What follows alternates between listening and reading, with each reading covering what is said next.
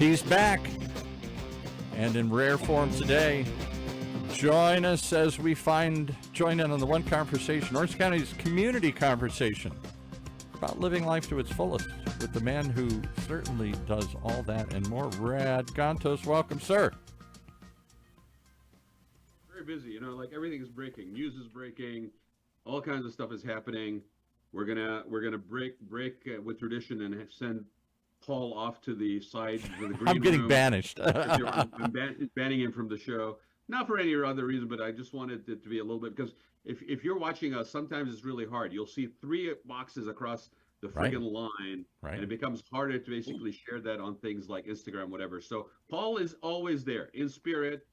He one time said, I said to him, you're kind of like Robin. And he goes, like, to your Batman? And I said, no, to my Howard Stern.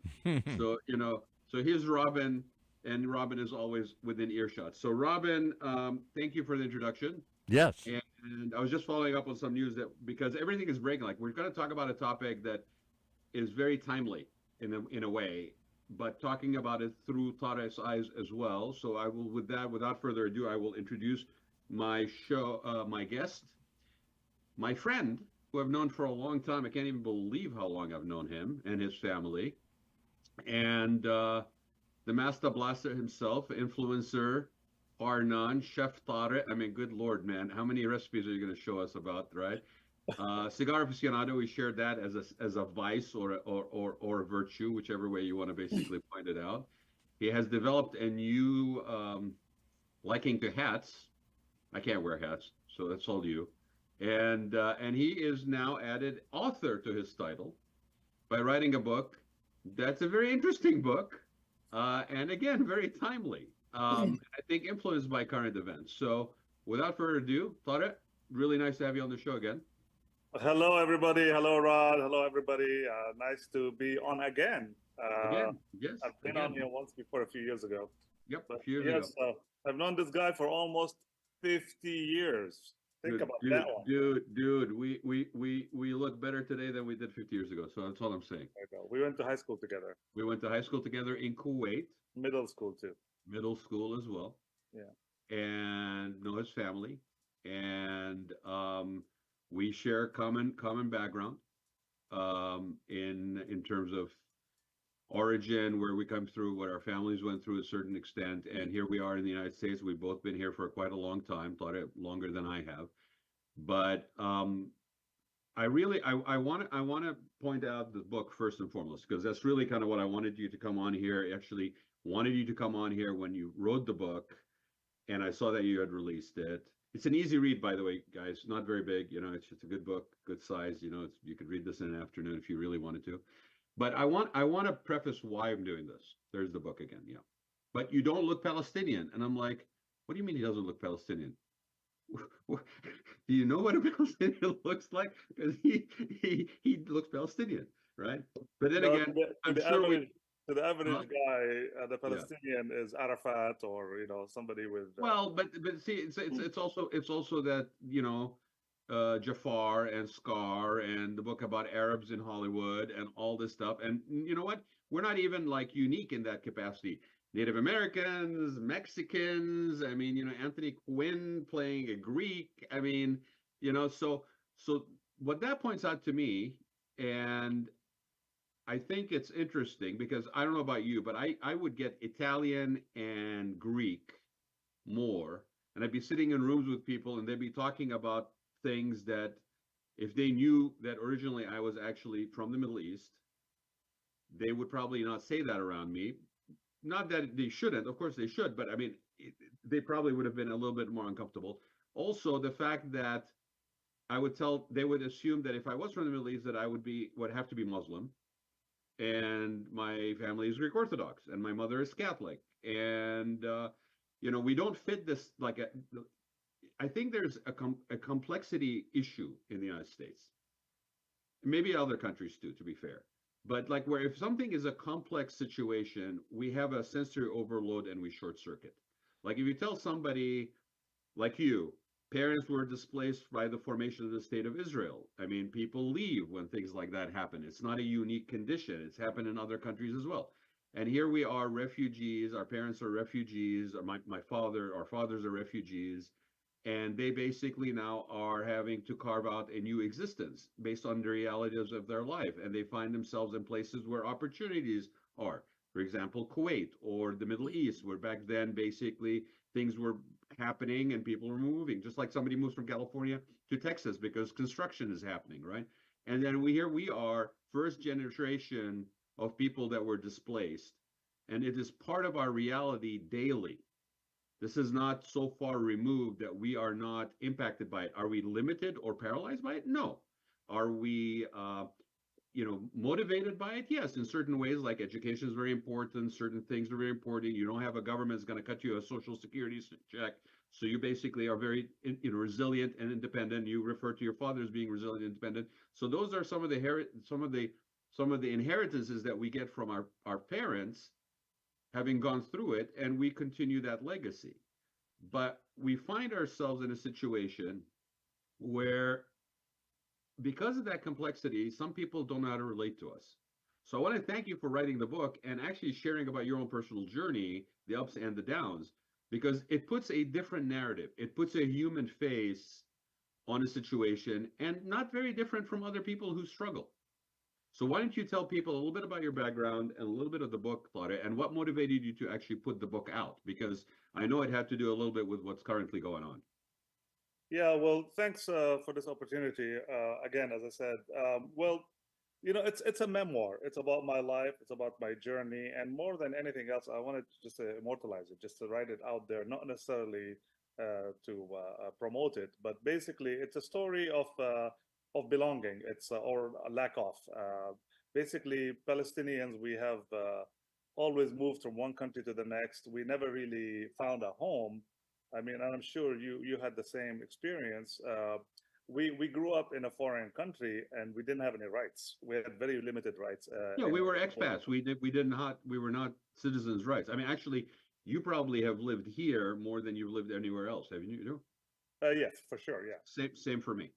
So living in Kuwait, you were a third-class citizen. You know, if you get a ticket, if you get in a fight, if you get in an argument, you need a Kuwaiti to bail you out. And a lot of people think that Jordan is an alternative home. And I lived until I was 15 years old in Kuwait, and then I went to school in Illinois. Then after that, I went back, and I was kind of like lost. I mean, am I American? Am I Kuwaiti? Am I Jordanian? Am I Palestinian? What am I? And I just wanted to live in a place where I can buy a house and like belong. And I remember going to Jordan and like thinking, okay, maybe that's alternative. But then in one evening in summer, my younger brother, who you know, Ziad, Allah yarhamu, he got in an altercation in a bar, and of course I went to the jail or whatever to bail him out or whatever. They let the Jordanian out, Jordanian out, and they left my brother in jail that night. And let's stop for a minute, because I think most people, again, to that level of complexity, and I'm trying to shed some things and clarify certain things in the show. Like, people don't understand that we basically, because our parents left, if we were early enough in leaving after the formation of the state of Israel and displacement of the Palestinian people that left for safety. I mean, my father's side of the family, 5 kids. I mean, it's not a joke. You got to look out for the safety of your family. And we ended up in Jordan, and because we were early on in like 48, 50, we ended up with a Jordanian passport because they were assimilating some of the Palestinian refugees into that. But even with having that, we were still not considered necessarily, in situations like you described, as purely Jordanian. You're still a Palestinian Jordanian versus Jordanian. And that still happens today, right?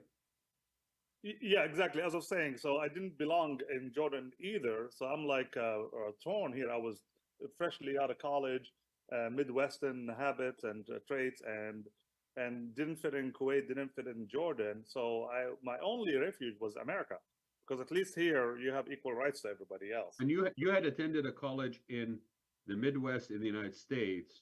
You were about 15 or so. Yeah, I graduated pretty young. I think you and I are the same age, but I think of the class ahead of you. I graduated at 15, so I attended the university first in Indiana for a little bit, and then Bradley in Peoria, Illinois.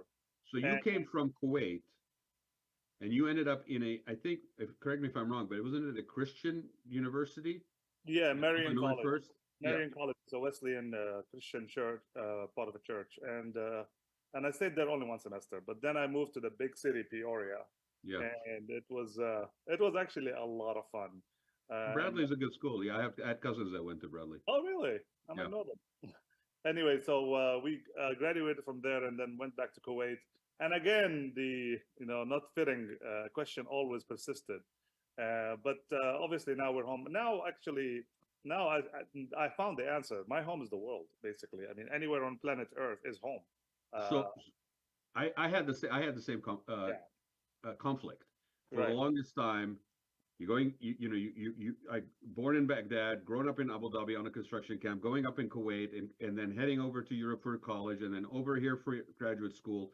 And then at some point, you feel like, to your point, you don't belong anywhere. And I You belong think everywhere. that's a common human thing. If you go through something like that, Yeah. it's like people that basically attend, like their parents are in the military, and they're parked at this military base, and then this military base, and stationed at this military base. They have this common thing as well, where you don't feel where you belong.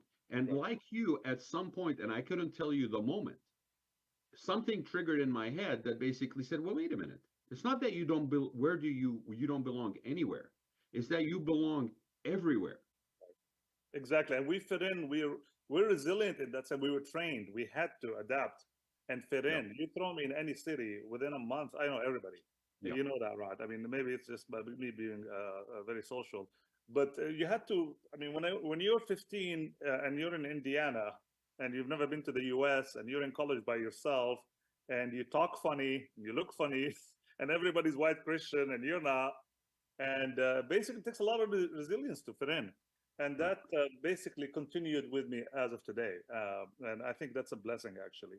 So, But I but want you, to talk, if you don't mind, I want to talk yeah. about what's going on now. Well, hold on before you do, because I know it's a good lead in. You actually, having said that, and I agree with you. I think it's a resilience thing. I think the fact that we're Gen Xers also adds to that, by the way. I think there's a generational characteristics, because it's like, Gen X, you're like, go outside and figure it out. Don't come back until the lights go up on, right? So there's also a generational component to that.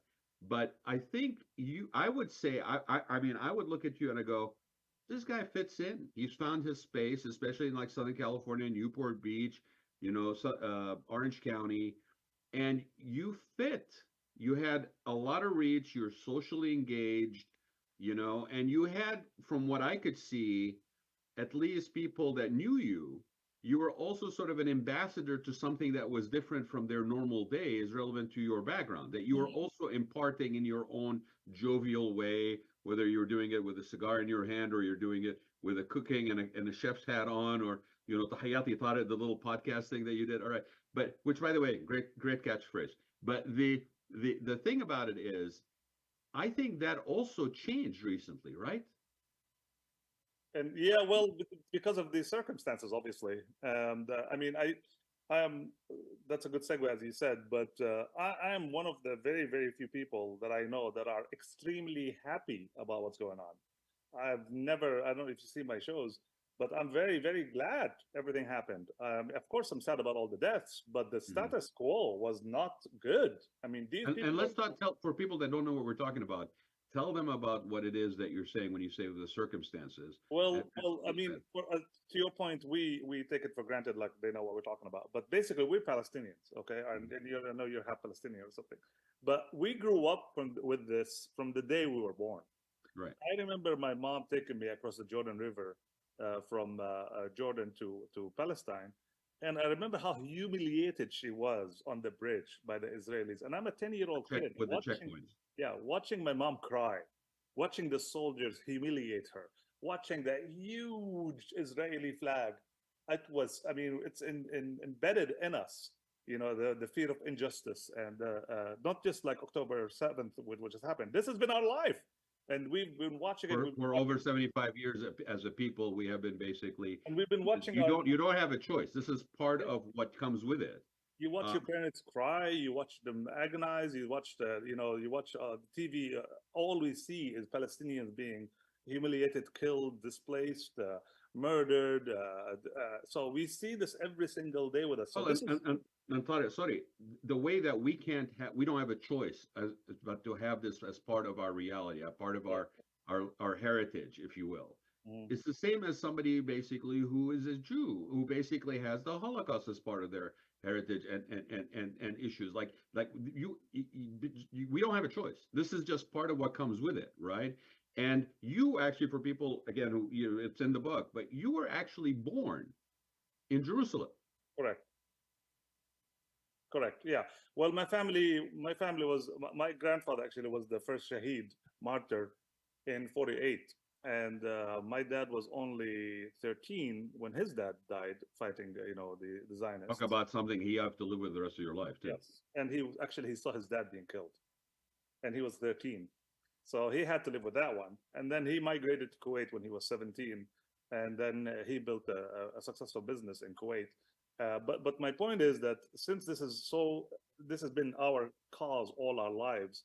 Mhm. To see the whole world rally in support of the Palestinians is like a breath, fresh air. It's like so beautiful. It's so nice. It's so rewarding that finally the world sees what we're going through, and the entire world, all the campuses, all the universities, all the marches, all the news, everyone knows Palestine. When I used to say Palestine, people would look at me and say Pakistan, or Mhm. they're from Jordan. They think I'm from Georgia. I'm sure you face the same. No Yeah, one no, knew. no, there's no such thing as Palestine. There were no people in Palestine. Right. 1948. I mean, come on, before 1948. So for people, there's another book for people. I'm not sure if it's going to show, but Images of Palestine, 1898 to 1946. There's a nonprofit in San Diego, and these pictures, by the way, were taken by American photographers who were attached to a mission in Palestine in those days, and those pictures that are in this book are actually in the Library of Congress in the United States. Yeah, So this is there's no not doubt. something I we're mean, even digging out from. The Balfour Declaration says a home for the Jewish people in Palestine. Yeah, I yeah. mean, it's written there in pure English. Anyway, so now, as I said, I think I said it yesterday. I think فرطت المحبس The worry beads. the worry bead فرطت خلص المسبحة. It's not going back. I mean, the cat is out, as they say. خلص. Liberation is coming soon. Those demonstrations on the campuses are not going to stop. I'm going to go actually as soon as I hang up with you here to another one. I go to one almost every day, and we're not going to back down. Nobody's going to back down. You and I are almost 60, and so when you say finally, I get it, because I agree with you. For 60 years, we have not seen this kind of momentum, Unbelievable. exposure, engagement, right? And in the course of that, because again, it's super important to have conversations about stuff. Like you cannot just basically talk at one another. That nothing ever happens when people talk at one another versus talk with one another, right? In part, things that you don't know, like how many people, and I did this on purpose, how many people, okay, see this and have either a positive or a negative affiliation with it, right? How many people know that the pattern on here, the main pattern on here, is actually a reflection of fishing nets? And it's supposed to be about the culture and heritage of fishermen because we resided on the Mediterranean. The fact that the pattern on the bottom is actually olive branch leaves, like this isn't a symbol of defiance. This is actually a heritage element that came from costumes for people who basically represent like fishing, farming, right? And so I want to ask you, what do you think is the difference this time around? What is it that has made this a different thing? Is it a generational thing? No. Obviously social media, but more importantly, the brutality, the lack of care for human There's no life, pretense anymore. children. No one's ever seen this kind of genocide before. I mean, not in our lifetime. I haven't seen. I mean, it happened in many places in Africa and whatever, and Rwanda, whatever, but we haven't seen it. So now they see that. But there was an outcry in Bosnia, and there was an outcry. Like the thing that's interesting to me is it seems like there is no longer a pretense, or if there is, it's difficult to hide anymore. The The masks are fact that off. this is the situation. You don't control main media streams do not control the narrative. You Right. Imagine, I've said this in one of my shows before. Imagine if Israel handled October 7th differently. Imagine if they actually, instead of killing everybody, helped them and focused on Hamas. Imagine if they did strategic targeting for the Palestinians themselves would have helped Yep. the Israelis. Yep. The whole world would have rallied behind Israel. Israel would have been the most popular country in the world. The sympathy aspect. None, I mean, but their arrogance and their brutality and their monstrosity is what is going to cause their end. Their end is There's no justification for a slaughter of children, bombing of children, right. under whatever excuse. If you have the ability to drop a bomb down a pipe shaft and basically blow up somebody sitting on a toilet, which is one of the things that they talk about with smart bombs, there's no reason to arbitrarily just bomb and kill children in the process unless you are in the process of trying to exterminate something. Like every single hospital, every single school, every single infrastructure, the water source. I mean, they weren't keeping it secret. But I'm saying, instead of, imagine how popular they would have been if they had some humility, if they had some compassion, if they had some humanity. Yeah. But they are. I mean, it's unbelievable. Well, and let's be clear about it, because I know it happens on both sides. Okay, where again, words are important. Labels you use are important, right? We live in a culture where, at least on the political side, it's a gotcha culture. Nobody's really interested in talking to somebody. They want to catch them on something, right? Both ways. But we're talking about a reaction and a defiance to the Israeli government, not the Jewish people. The Israeli government's policies against the Palestinians, who are basically under occupation and have been since 1948. So when somebody says to me, if you say something against the state of Israel and its policies and politics, that makes you anti-Semitic, let me state it here once and for all. An Arab cannot be an anti-Semite. You are an Abrahamite, you are an Arab, you are a Semite. You cannot be anti yourself. That's like saying if a Jew says something anti-Israel, that makes them an anti-Semite. So they don't use that label. They use the label of a self-hating Jew. And to your point, I've been to a lot of the rallies. I don't know if you have, but I've been to the UCLA one and the USC ones, San Diego. I've been going out, and most of the organizers are Jewish. Yeah. Most of them are Jewish. I mean, Jewish Voice for Peace. I mean, there's a lot of organizations that have been at this for a long time that see the unfairness. They see the atrocities. They see the unfairness, the inhumanity. And yeah, I agree. I hear you, and I don't think you put this genie back in the bottle. And I know that some people, I can hear it every day. People are trying to basically put it in the bottle. They're trying to. It's growing. It's growing. The campuses, more and more campuses every day. 50 colleges right now have actually some form of protest on their campuses in the United States. 50 colleges in the United States. Forget about the ones that are not in the United States. Right. No, there's no going back for sure. And the harsher they think they're doing. I mean, these are young kids. They are passionate. They have time. They have energy. They have money. They're not going to go away. And if you try to silence them, they're only going to get louder and louder. Well, I will say this though, and I want to re-emphasize the situation, like for example, as comparison of like Brown versus Columbia. Okay, Brown actually opened the dialogue. They tried to basically have people communicating with one another, discussing the topic, versus bury your head in the sand, because anybody knows that if somebody, I mean, this is like the 60s, right? Where if somebody is on campus and they're protesting something like they were in the Vietnam War, if you're just going to sit there and wait for this thing to boil over, it's not going to boil over. In fact, it's probably going to blow up in your face. So why not take a proactive role and guide the conversation? Brown did that. Columbia did not. And then now basically you got police on campuses in the United States because you're trying to secure the areas for commencement. Like there's no intelligence being used here at recognizing this as an opportunity to expand the conversation, to bring people together. Yes, differing point of views, but sit them around the same table and let's have a conversation. Because to your point, if they had actually reached out to the Palestinians and made them part of the narrative, nobody's looking for being blown up for Hamas or whoever. Like, no, We want the same things that everybody else does. We want a future for our children. We want a peaceful coexistence. And you said it, I think, on one of your videos. You had said like there was three possible solutions. You want to go through that? Like the three possible things of which one is gone now. Yeah, well, actually, there is the first one is a one state solution, which is what I was really going for in the beginning until what just happened, and that's not an option anymore, unfortunately, I agree. because the level of hate is unbelievable between both parties. I mean, the demonstrations in Israel are not for stopping the genocide. It's just anti-Netanyahu. 70% of Israelis support what Israel is doing, believe it or not. And so the hate is going to stay for a long, long time.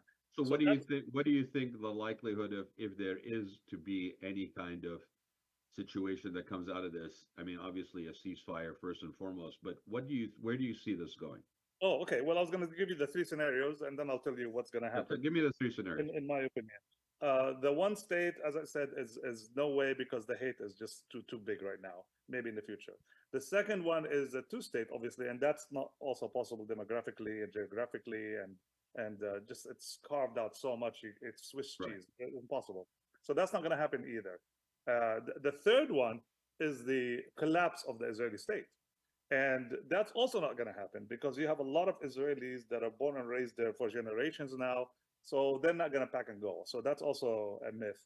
I think the only solution is a confederation between three different states: the state of Gaza, the state of the West Bank, and the state of Israel. And all three, and there is the big movement about this, by the way.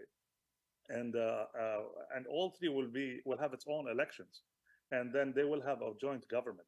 So it's going to be a confederation, kind of like what we have in the U.S. with the states.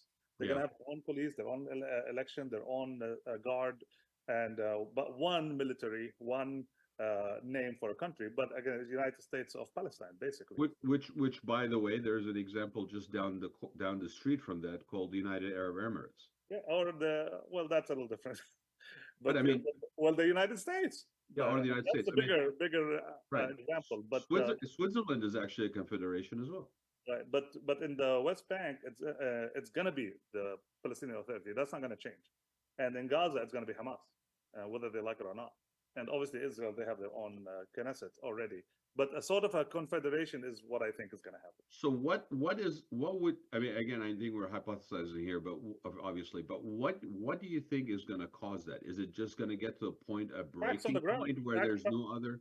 No, facts. I mean, Hamas is not going anywhere. They're probably stronger than ever before. If you have elections in the Gaza right now, they'll win like 90% of the vote.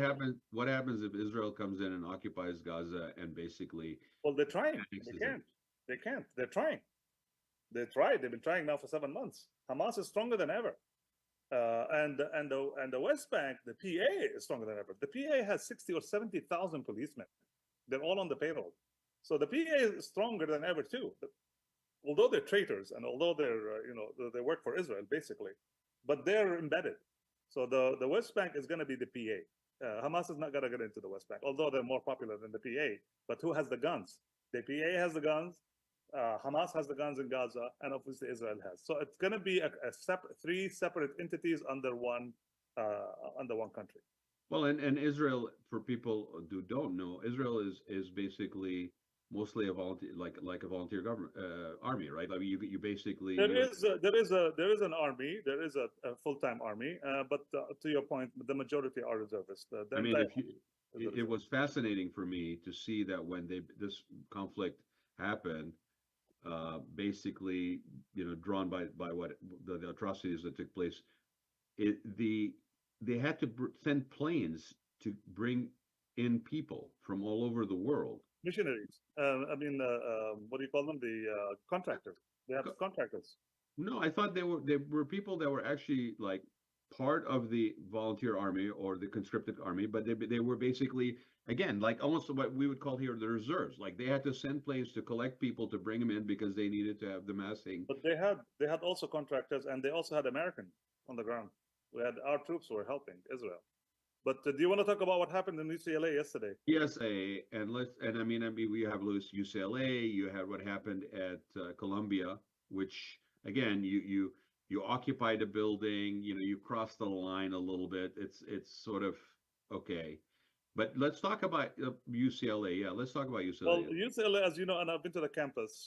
I've been there. I was there with what's her name? Zain. Rahma Zain. Remember her? Yeah. Yeah, the Egyptian girl.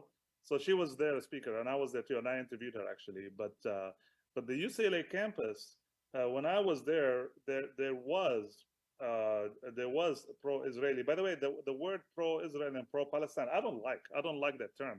We're not pro-Palestine, and they're not pro-Israel. We're pro-humanity and end of genocide, and they're pro-genocide. That's what it is. It's not the flags. We're not carrying flags. And most people in the camps, in the encampments, are pro equality and peace.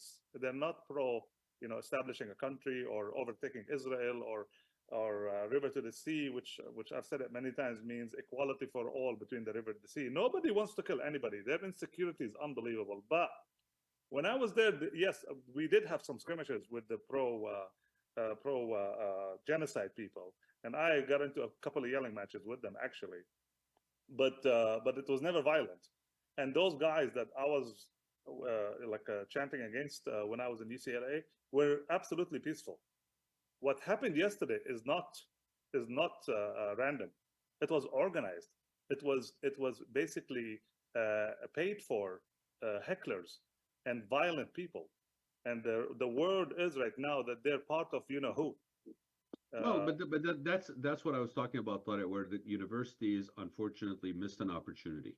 Because when any condition, any situation of this nature, regardless what the reasons, what the positions are, if Yes. you allow it to go unchecked, and when I say unchecked, meaning you don't proactively guide it versus, crack down on it, that's not what I'm talking about. But you have an opportunity to guide it. You have an opportunity to turn this incident into an opportunity for discussion and conversation.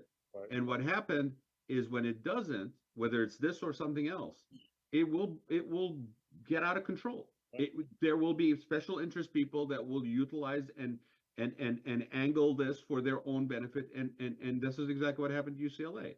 There were people that were not part of this that broke through and caused the havoc that they did. So where do we go here with the universities? And that might be, I mean, I'm sure that's an interesting question would be. And of course, we can't tell the future, but it seems to me that all the universities are going to divest. I don't think they have a choice. Well, they're already doing it. There were some that are doing. Yeah. They're already doing this week. Yeah. And they're doing it. And I think the protesters are going to win. They're not going to give up. This thing is going to go all the way. And I think it's the beginning of the end. This is what happened with South Africa. There's a lot of parallels with South Africa. With the apartheid in South Africa. Yeah, Yes, absolutely. a lot of parallels, yes. So this is my honest opinion is that they're not going to go back. And what's the spark that's going to really about to take off is our brothers, the Arabs. The Arab universities are also starting. And if that takes off, Allah yastur. Talk about an Arab spring. It'll be an Arab summer, which is also inevitable, I think. No, I mean, I saw somebody calling this college spring instead of Arab Spring Okay. today. And, to your point, I think this will the world is very small these days. And the narrative and the messaging, whether it is fake or real, is not controllable by either party, by anybody. And so, depending where you're feeding on, where you are drinking in your news, if you will, or your current events, you're going to get whatever you're going to get. And if it could very easily boomerang back to where now you have a new Arab Spring that happens that is in support of this. Yes. But I'm hearing it. It's funny. We've been around long enough that you hear certain repeat messaging that starts to happen. But in the past, that some of that messaging that was trying to maybe dilute the conversation, distract and direct it in a different direction, is not getting traction. You hear it and then you don't hear it again because nobody's really buying into it, and it's fascinating. And a lot of credit to those. Maybe they don't, I'm too young to know better kind of thing. Like, I'm going to put myself in this situation. But yeah, it's not shrinking. And Raad, you know why a lot of them have been trying to attack the Hamas from the Arab world while they're supporting Israel, and I'm sure you know why. they are scared.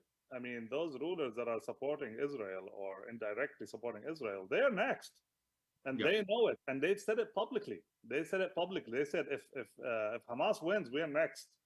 So they, Well, and a lot of those countries, for people don't know, I mean, a lot of those countries are either emirates or kingships. It's not really by election or by no, vote. I mean, and in many cases, they have expat populations that maybe are even larger than their native populations, although that has shifted a little bit since after the Gulf War. Before we run out of time, I do want to bring Paul back on, and I want to ask him because like I said earlier, I see a lot of parallels between this and in the 60s and the protests against the Vietnam War. And Paul, I know, was running a radio station at the University of Michigan. Michigan.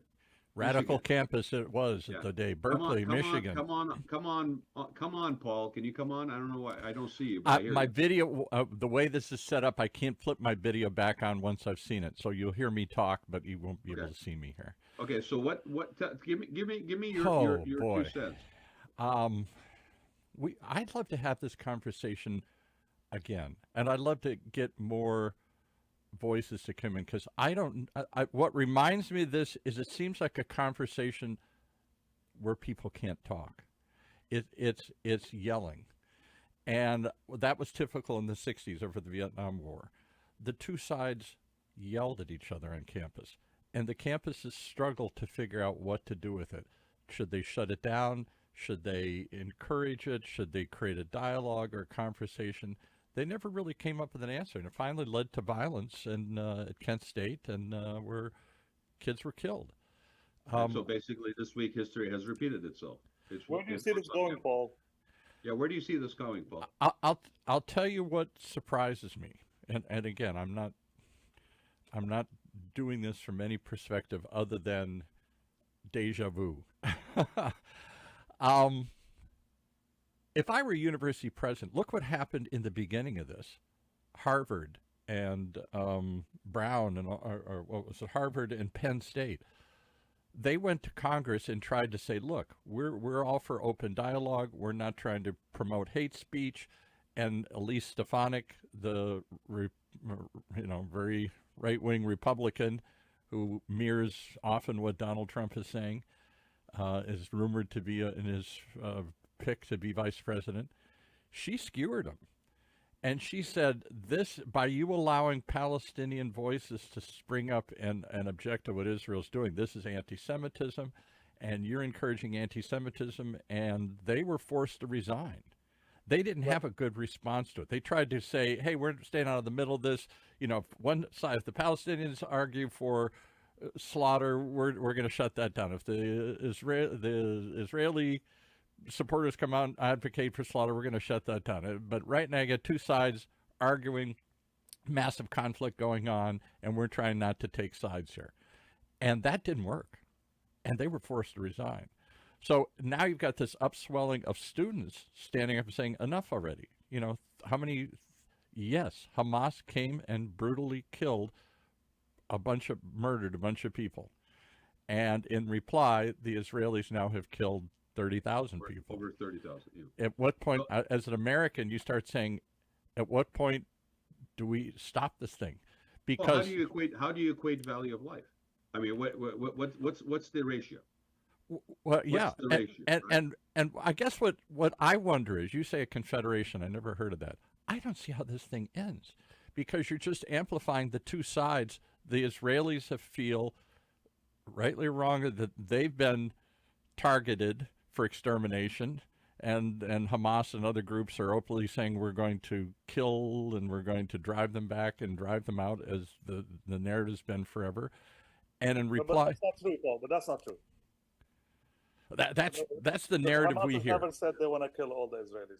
That's not the narrative. Even if the impression is that, Paul, you're okay. Let's say that's the impression correctly. I don't know. Hold on a second. But what it looks like on the other side, is that the Palestinians look at the Israeli government as basically being on a mission to obliterate the. I agree, and I remind back to, I had a professor, a Jewish professor at college. University of Michigan was a political hotbed in those days. One of the top political science programs in the country, Harvard and Berkeley and Michigan, all these schools. And I took a course on Arab-Israeli relations. This is right after the third Arab-Israeli war, 72 or whatever that was, 72, 73. And I'm in school during that period of time. And I wanted to hear his perspective. And the thing that he said, I don't know if anybody will agree with this, but he said the problem that makes this intractable, this was back in the 70s, is both groups think the other will give up or be driven away. That Zionists moved into the Balfour Declaration said we're going to create two separate homelands out of this one area called Palestine. Here we're going to bring in two different groups of people. That hasn't worked well. Those two have fought back and forth. And the Israelis seem to think that the Arabs will just blend into the other countries and merge their Arabs. They'll just move into the other Arab countries. And the Israel and extremists like Hamas seem to think still we're not going to acknowledge that Israel has any place here, and we're going to exterminate it, get rid of it, eliminate it. And so you've got two groups thinking that eventually one side will give up and or get wiped out. But Paul, again, you repeated the same thing. We told you that's not true. The Hamas charter was changed. There is no call for the destruction of Israel in Hamas. Why did they attack and kill 1,300 people then? Well, I didn't say they're not fighting. I'm not saying they're, but the premise where Hamas wants to eliminate the state of Israel, that's not true. But they didn't attack soldiers. They attacked women and children. I'm not talking about the incident. I'm talking about the charter. Yeah, my suspect is. And let's just be very clear so nobody misunderstands. The incident that we're referring to was horrific, inhuman, and absolutely unbelievable, devastating. And so is the killing of innocent children by I agree with both of those undiscriminating statements. bumming under whatever. But yeah, no, let's be very clear. That was horrific. But what he's talking about is the language that constantly, because again, facts matter. Okay? Clarity of what things mean matters. Conversations and actually being open to having your opinion be not necessarily modified, but enriched by actually allowing for somebody else's position. That's how we move forward. That's always been the only way that humanity has been able to move forward. And when you have special interests and people who basically benefit, because to be honest, let's ask ourselves the question, is there profit in peace? Because if profit is the only motivator that's driving you, then foreign aid, military aid. Well, now you sound like my late father, who always power, influence, and holding office. Those things are more profitable than peace. My late father's answer to everything was, whatever the problem was, he'd say the answer is money. Now, what was the question? I will. You know what? That was my very good friend Bill Baskin, who's a Jew, who's a great friend of mine. I remember I would come into his house, who used to live down the street from me, and I would be very passionate about something, and I would talk to him, and he'd be very cool, mild-mannered, chilled out. And Bill is a sardonic, sarcastic SOB, and he would appreciate me saying that about him. But he would sit there, and he's strumming his, guitar, one of his Gibsons or something, and he would look at me and go, "The answer is money. What was the question?" But by the way, guys, about the money thing, yes, it's true. The money for some. But actually, peace would be extremely, extremely profitable for Israel and the West Bank and Gaza. You're speaking as a serial entrepreneur, and I agree with you 100%. Because there, if we were able to get to that point where you are, whether it's confederation, whatever, I completely believe that the industrialist nature of people on both sides of this conflict, the smarts that is involved, the ingenuity that's involved, would cause them to come together and both profit within like 2 generations. It would be a no-brainer. You'd be looking back going, why didn't we do this sooner? Yeah, because that's the obvious answer. I don't know. You asked me, the parallel 60 is scary. It led to violence eventually. It led to chaos. And the universities never could in the 60s figure out how to handle it. And that's what I was looking for, Paul, because I see history repeating itself. where we have an opportunity to basically encourage dialogue. You have faculty and staff, not just students, that are basically supporting the open exchange and of ideas and standing for things that are inhuman. And the universities are head in the sand in some cases, not taking advantage of that. Had they done that week 2 of this, I firmly believe, yes, there would be some agitators that would have tried to basically derail it, but there would be more conversation.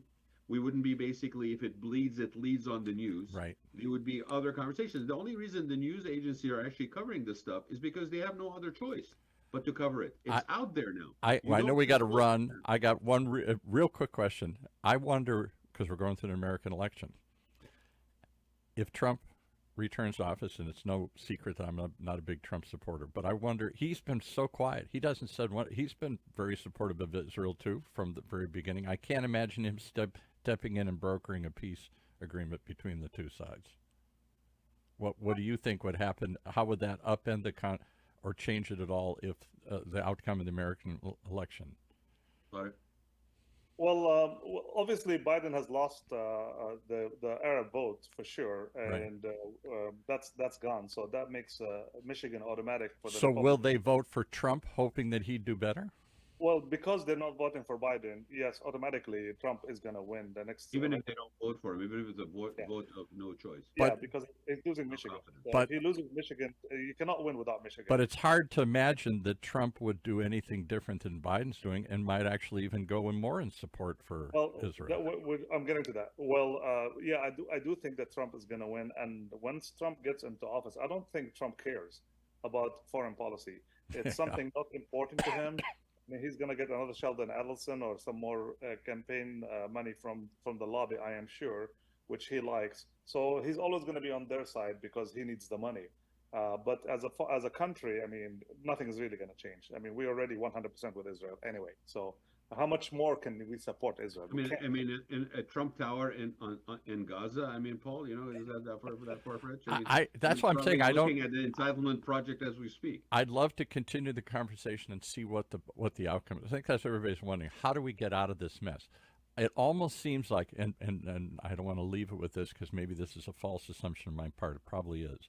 But it seemed like Hamas knew what they were doing. They wanted to provoke Israel into overreacting, into doing what they've done, and then not only bring this issue back to light, but cast themselves. The week after they attacked, the whole world was against Hamas. Now, all of a sudden, 7 months later, you're saying Hamas is more popular than ever. 100%. As I said, there's no going back. I told you from the day it started till today, I'm happy with what's going on, personally. So because of what will propel it. Because the Palestinians are on everybody's mouth right now. We were hidden. Nobody gave a damn about us. We're being slaughtered anyway. October 7th, that happened to Israel happens to Palestinians every day for the last 75 years, Paul. I don't know if you know that. For the last 75 years, we've had October 7th. Annexing and demolition of homes. Every day. Yeah. But no one knows. I mean, we care about October 7th, but what about 75 years of October 7th? That's why we need this to be over. And thank God everyone is rallying behind us right now, and I'm very, very happy myself. And it's about that humanity component, Paul. It's not the politics. It's the fact that human beings, generation upon generation on the Palestinian side, basically been denied a future. And on the Israeli side, I cannot imagine that living under that strain and stress daily basis of not knowing doesn't have also a cost. And so everybody is paying a price for this stringent, non-moving position. And I think what Tareq is saying is true. You have to work towards a solution, and everybody understand that is the win-win for everybody. Anything short of that, this is just, and you say, oh, this has been going on for as old as time. Yes, but what does that mean? We have learned nothing over those course of the years to come up with a better approach? Well, I know you brought me in to talk about the perils of the 60s, and all I can say is there was never a solution. It just sort of worked itself out. It was an ugly, violent clash that the politicians and the universities could never get their head around. It didn't really work itself out, Paul. It just went away for a while. Well, If it because worked the war itself out, stopped. we would have learned from it. We didn't. We didn't learn from Vietnam when we went to Afghanistan. No, I agree. We didn't learn from the lying when we basically, went into Iraq under false pretenses. No, I agree. We didn't learn. I It just agree. went away. And I think that's what most Americans are hoping. This thing will just go away, and we'll stop the fight, and they can go back to this. Go buy the book. So buy the book. It's on Amazon. But You Don't Look Palestinian, title, and neither do I. Yeah. And Paul definitely looks Palestinian. I think do. Paul I do. I've been And mistaken the- for Palestinian many times. And the cigar, just show the label. So the cigar, Tareq came up with these cigars, and it has the Dome of the Rock on it, and it says pre-Palestine. He did that last year. He's a cigar smoker, so he just combined two of his passions, I guess. Got to do it. So with that, I will say adieu to everybody. Thank you, Tareq, for being here. Great Thank show. you, guys. Thank you, Paul. Thank you again. Controversial people, but you know what? I want to also extend an invitation and echo what Paul said. I would love to have a conversation with everybody. Yeah. Sit down, let's talk. I think people are afraid to talk about it. If we They don't know what to talk, say. if we don't communicate, we got nothing. I agree. Well, All you right, got guys. something today. See you Thanks. next week, everybody. Thank right. you for joining us on the Red Light. All right. Hang on.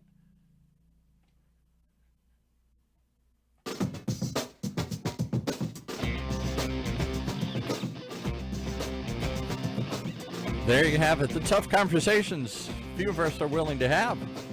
But we got to have. If we're going to come together, solve problems, not just scream at each other, fight. Peace, love, that's what I'm referring to. Bring it back. Like the Raad Life, right here in Orange County's only community radio station. OC Talk Radio, streaming live from our studios here at UCI's Applied Innovation Center.